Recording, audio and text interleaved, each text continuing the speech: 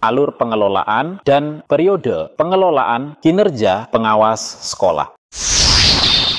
Apakah Anda seorang pengawas sekolah yang ingin meningkatkan kinerja dengan lebih efektif dan terstruktur? Apakah Anda ingin tahu bagaimana alur dan periode pengelolaan kinerja dapat membantu Anda mencapai hasil yang optimal? Nah, dalam video ini kita akan membahas alur pengelolaan kinerja pengawas sekolah secara lengkap, mulai dari pemutakhiran data hingga evaluasi dan refleksi. Pastikan untuk menyimak sampai akhir. 1. Pemutakhiran data pegawai. Tahap pertama yang wajib dilakukan adalah pemutakhiran data pegawai. Di sini, pengawas sekolah harus memperbarui data NIK dan NIP mereka.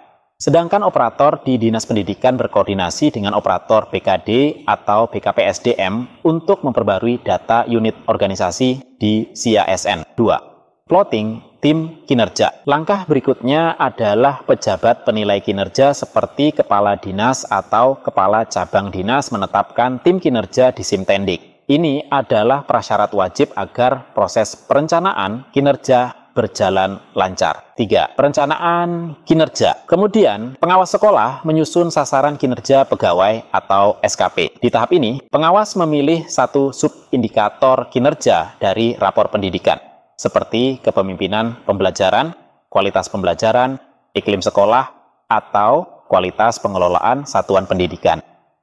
Tidak hanya itu, pengawas juga memilih fokus pada 7 aspek perilaku berakhlak yang ingin ditingkatkan, serta menyusun daftar kegiatan pengembangan kompetensi. 4. Pelaksanaan, pemantauan, dan pembinaan. Tahap selanjutnya adalah pelaksanaan, pemantauan, dan pembinaan. Di sini, dokumentasi kinerja, pemberian umpan balik, dan peningkatan kinerja terus dilakukan secara berkelanjutan. Siklus rencana aksi juga dijalankan, yang mencakup diskusi persiapan, pendampingan, hingga refleksi tindak lanjut. Penilaian kinerja. Pada akhirnya, pengawas sekolah akan mendapatkan penilaian kinerja yang mencakup predikat kinerja serta umpan balik untuk pengelolaan kinerja di periode selanjutnya. Periode pengelolaan kinerja. Pengelolaan kinerja pengawas sekolah berlangsung dalam 2 periode setiap tahunnya. Periode semester 1 dari Januari hingga Juni dan periode semester 2 dari Juli hingga Desember. Menariknya, tidak ada tenggat waktu yang ketat untuk menyelesaikan siklus kinerja di periode tertentu. Jadi, jika siklus di periode 1 belum selesai pada bulan Juni,